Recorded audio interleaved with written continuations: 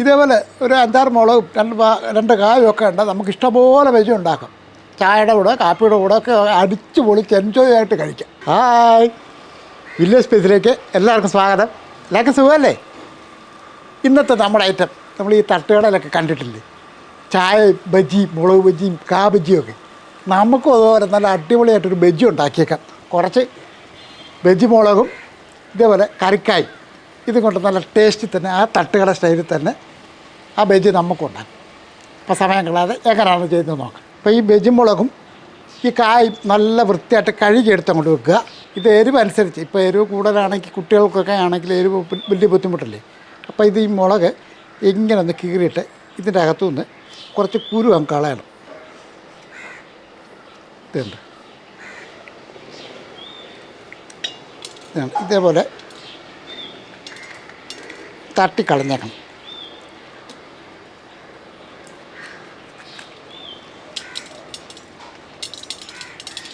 ഇതേപോലെ കുരുവൻ കളഞ്ഞിട്ട് ഇങ്ങോട്ടിടും.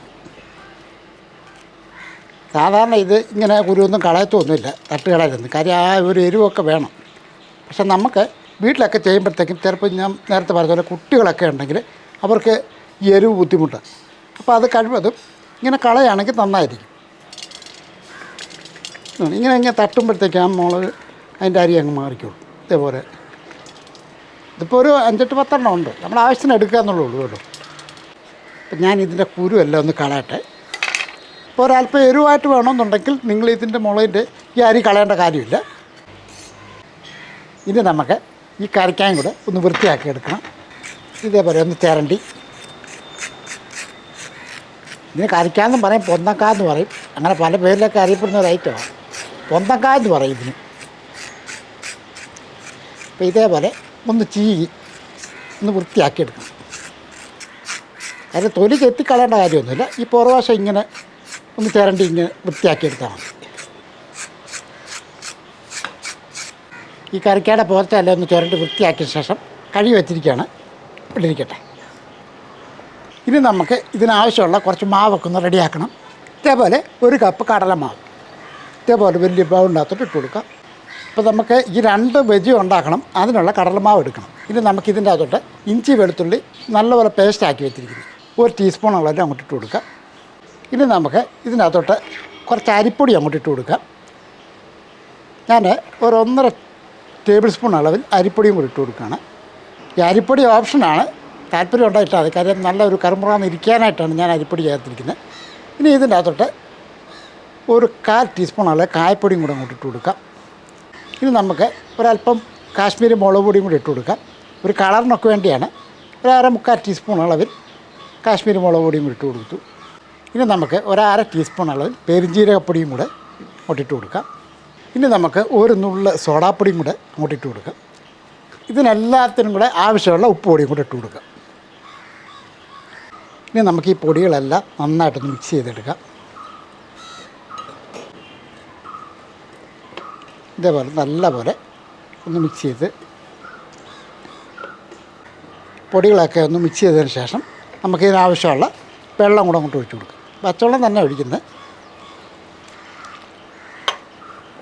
കാരണം ഇതിൻ്റെ അകത്താണ് അത് മുക്കി പൊരിച്ചെടുക്കുന്നത്. അപ്പോൾ അതേ രീതിയിൽ നല്ലപോലെ നമുക്ക് ഇത് ഉടച്ചെടുക്കണം. കുറച്ച് വെള്ളം കൂടെ ഒഴിക്കണം.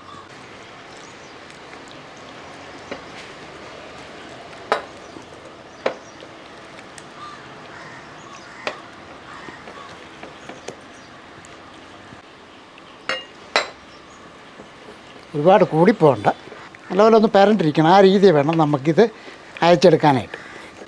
നമ്മൾ ഈ സോഡാപ്പൊടിയൊക്കെ ഇടുന്നത് എന്നാന്ന് വെച്ചാൽ നമുക്കറിയാമല്ലോ, ഇത് ഫ്രൈ ചെയ്ത് വരുമ്പോഴത്തേക്ക് ഇങ്ങനെ പൊങ്ങി വരും. അപ്പോൾ അതുകൊണ്ടാണ് അല്പം സോഡാപ്പൊടി ഞാൻ ഇട്ടേ കേട്ടോ. ഇതേപോലെ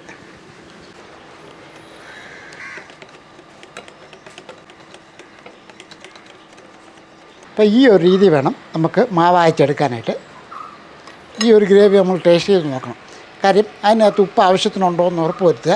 അതുപോലെ തന്നെ കായപ്പൊടിയോ പെരുംജീരകമൊക്കെ നമുക്ക് പെരുംജീരപ്പൊടിയൊക്കെ ആവശ്യത്തിന് വേണേൽ ചേർക്കാവുന്നതാണ്. ഒരുപാട് ഐറ്റങ്ങൾ കൊണ്ട് ബജികൾ ഉണ്ടാക്കുന്നുണ്ട്. നമ്മുടെ ഒരു രീതിക്കാണ് ഈ ഐറ്റം പരിചയപ്പെടുത്തുന്നത്. ഇപ്പോൾ അടുപ്പ് കത്തിച്ചിട്ടുണ്ട്. ഈ ബജിയൊക്കെ ഓരോ സ്ഥലത്തും ഓരോ രീതിക്കാണ് ചെയ്യുന്നത് കേട്ടോ.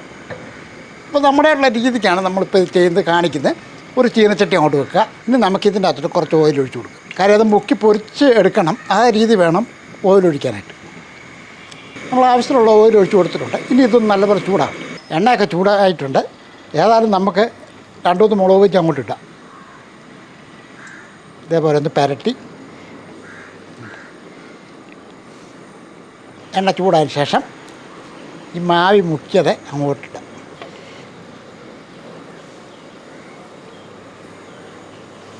കരിഞ്ഞു പോകില്ല. അപ്പം തീ ഒരു മീഡിയം രീതിയിലൊക്കെ വെച്ച് വേണം നമുക്കത് അങ്ങോട്ട് ഇട്ട് കൊടുക്കാം.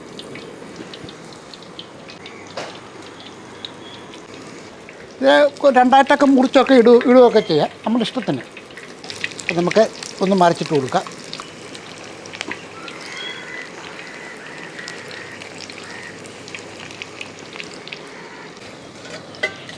അപ്പം നമ്മുടെ ആദ്യത്തെയൊക്കെ റെഡി ആയിട്ടുണ്ട്. അങ്ങോട്ട് കോരി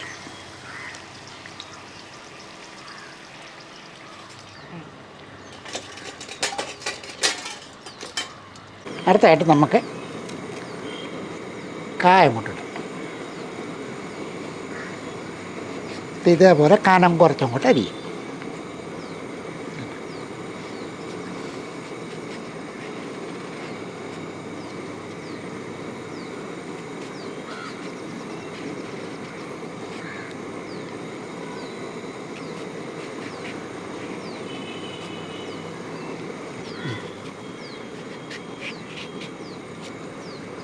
ഇതേപോലെ കനം കുറച്ച് അരിഞ്ഞ് വെച്ചിരിക്കുന്ന അതങ്ങോട്ട് മാവിൻ്റെ അകത്തോട്ട് മുക്കിയിട്ട് അങ്ങോട്ട് ഇടാം. ഇതേപോലെ ഒറ്റ മാവേ തന്നെ നമുക്ക് പല രീതിയിലുള്ള ബജികൾ ഉണ്ടാക്കിയെടുക്കാം.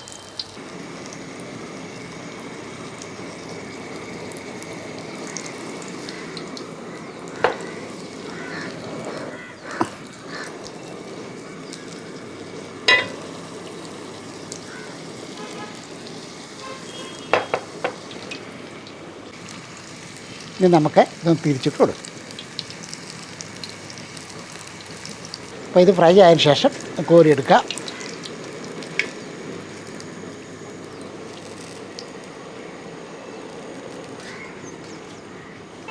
വറുത്ത് മാറ്റി അടുത്തായിട്ട് മുളകിടാം. ഞാൻ തട്ടുകടയിലും അതുപോലെയുള്ള കടകളിലൊക്കെ ഞാൻ ഒരുപാട് നാൾ ജോലി ചെയ്തിട്ടുള്ള ആളാണ് കേട്ടോ. അപ്പോൾ ഇതുപോലൊക്കെ നമ്മൾ അത്യാവശ്യം എണ്ണക്കടികളൊക്കെ നമ്മൾ ചെയ്തിട്ടുണ്ട്.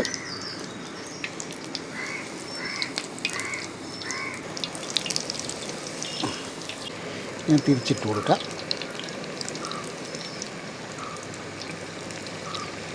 ഇതിപ്പോൾ അത്യാവശ്യം വലിയ എരിവൊന്നുമില്ല. കാര്യം എന്താ വെച്ചാൽ അതിൻ്റെ അകത്ത് മുളകിൻ്റെ അരിയെല്ലാം നമ്മൾ കളഞ്ഞതാണ്. ഇപ്പം മുളക് ബജി രണ്ടാമത്തത് വറുത്ത് റെഡിയാക്കിയിട്ടുണ്ട്. എണ്ണ ഒന്ന് നിർത്തി കോരിയ ശേഷം ആക്കിയെടുത്ത പാത്രത്തിലോട്ട് ഇട്ട് കൊടുക്കും. 2 കായും ഒരു 5-6 മുളകും ഉണ്ടെങ്കിൽ ഇഷ്ടം പോലെ ബജി ഉണ്ടാക്കും. തീർച്ചയായിട്ടും ഇതൊക്കെ നമ്മളൊക്കെ അറിയാമല്ലോ, സാധാരണ തട്ടുകടയിലും ഒക്കെ ചായ കുടിക്കുന്ന സ്നാക്ക് കടയിലും ഒക്കെ ഇഷ്ടം പോലെ ഉണ്ട്. എല്ലാവർക്കും ഇഷ്ടമാണ് ഇത്. തീർച്ചയായിട്ടും നല്ല രീതിയിൽ തന്നെ ഞാനത് ചെയ്തിട്ടുണ്ട്. നിങ്ങൾക്കിത് ഇഷ്ടപ്പെടും, ചെയ്ത് നോക്കിക്കൂ. നല്ല രുചികരമായ ഒരു ബജി തന്നെയാണ്. പല ഐറ്റങ്ങളും കൊണ്ട് നമുക്ക് ബജി ഉണ്ടാക്കാം, പല രീതിയിലും ചെയ്യാം. നമ്മുടെ ആയിട്ടുള്ള രീതി ചെയ്താണെന്ന്. പക്ഷേ എന്തായാലും ശരി, അടിപൊളി സാധനം കേട്ടോ. കാബേജ് സോസയിലോട്ട് മുക്കുക. ഇവിടെ അടുത്തൊരു തട്ടുകടയൊക്കെ ഉണ്ട് കേട്ടോ, ഞാൻ അവിടെ പോയി ഇതൊക്കെ കഴിക്കും.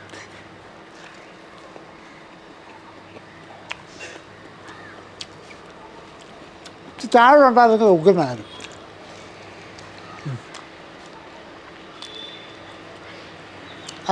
അതേ രുചി തന്നെ ഞാൻ ആ കടയിൽ നിന്ന് കഴിക്കുന്നത്, അതേ ടേസ്റ്റ് തന്നെ ഇത്.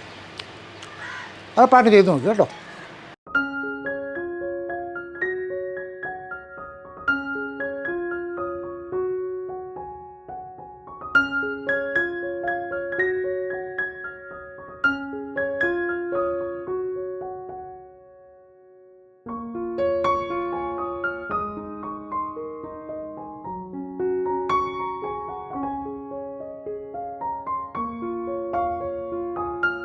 ഇതേപോലെ ഒരു 5-6 മുളകും 2 കായും ഒക്കെ ഉണ്ട്. നമുക്ക് ഇഷ്ടംപോലെ ബജി ഉണ്ടാക്കാം.